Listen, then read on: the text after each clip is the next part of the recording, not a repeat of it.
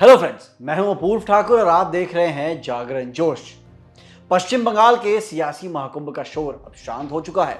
जी हां, 2026 विधानसभा चुनावों के लिए वोटिंग की प्रक्रिया पूरी हो चुकी है।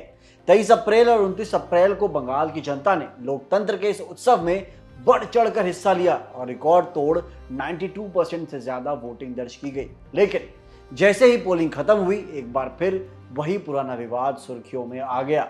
ईवीएम यानी इलेक्ट्रॉनिक वोटिंग मशीन। एक तरफ ममता दीदी की टीएमसी है जो ईवीएम की सुरक्षा और पारदर्शिता पर गंभीर सवाल उठा रही है, तो दूसरी तरफ शुभेंदु अधिकारी और बीजेपी का दावा है कि ये सिर्फ हार के डर से बनाए जा रहे बहाने हैं। आज हम इस राजनीतिक बहस से हटकर तकनीकी पहलू को समझेंगे कि आखिर ये ईवीएम काम कैसे करती है और क्या वाकई इसमें कोई फिडलिंग या छेड़छाड़ संभव है। बंगाल में 2 फेज के चुनाव संपन्न हो चुके हैं और अब सारी ईवीएम्स भारी सुरक्षा के बीच स्ट्रांग रूम्स में कैद हैं।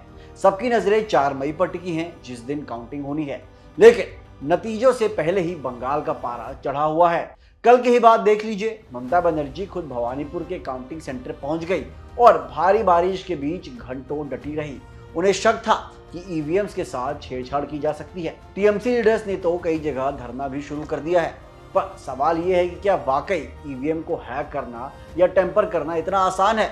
चलिए इसकी टेक्नोलॉजी को डिकोड करते हैं। दोस्तों, जिसे हम एक साधारण बॉक्स समझते हैं, वो ईवीएम असल में बेहद एडवांस टेक्नोलॉजी है। इसमें मुख्य रूप से 2 यूनिट्स होते हैं। पहला कंट्रोल यूनिट जो पोलिंग ऑफिसर्स के पास रहता है और दूसरा बैलेटिंग यूनिट जिसका बटन आप दबाते हैं और वोट गिना जाता है।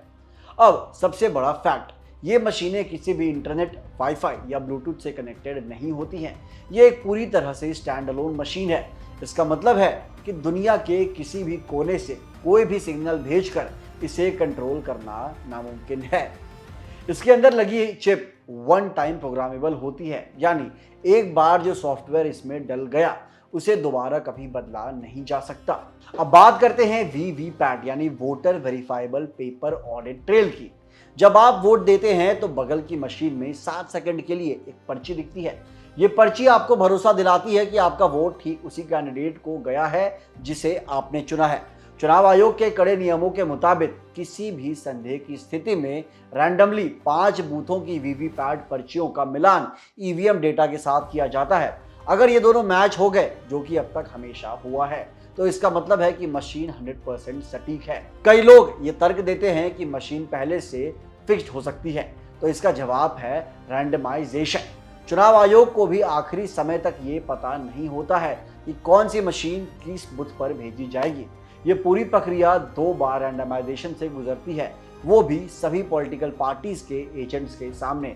इसके अलावा वोटिंग शुरू होने से ठीक पहले मॉक पोल कराया जाता है, जहां एजेंट्स खुद टेस्ट करते हैं कि मशीन सही काम कर भी रही है या नहीं। जहां एक तरफ एक्सपर्ट्स और टेक्नोलॉजी इसे फुल प्रूफ बता रहे हैं, वहीं बंगाल की सियासत इस पर उबल रही है। ममता बनर्जी का कहना है कि हमें स्ट्रांग रूम्स पर 24 घंटे पहरा देना होगा, जबकि विपक्ष इसे हार की हताश बता रहा है। चुनाव आयोग ने भी साफ कर दिया है, स्ट्रांग रूम्स सीसीटीवी की कड़ी निगरानी में है और वहां परिंदा भी पर नहीं मार सकता। तो फ्रेंड्स, बंगाल का भविष्य अब इन मशीनों में लॉक है। क्या दीदी की चौकसी कोई नया मोड़ लाएगी या शुभेंदु अधिकारी का दावा इस बार सच्चा साबित होगा?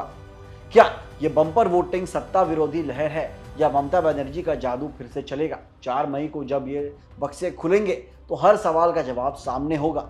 टेक्नोलॉजी अपनी जगह है और राजनीति अपनी जगह, लेकिन बतौर नागरिक आपको क्या लगता है?